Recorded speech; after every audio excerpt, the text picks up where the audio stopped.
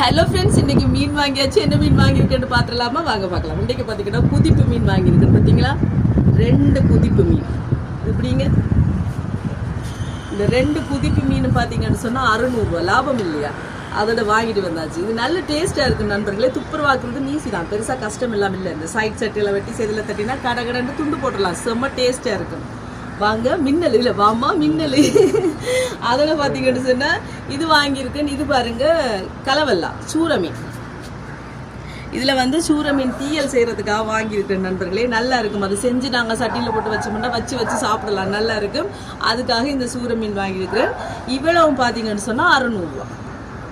லாபம் இல்லையா? கிட்ட காட்டுங்க.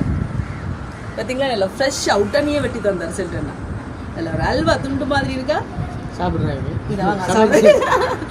ஓகே ஃப்ரெண்ட்ஸ், நாங்கள் கடை சமையல் வேலையை பார்க்க போகிறோம். வீடியோ பிடிச்சிருந்தா மறக்காம சேனலை சப்ஸ்கிரைப் பண்ணுங்க. இன்னொரு வீடியோவில் பார்க்கலாம்.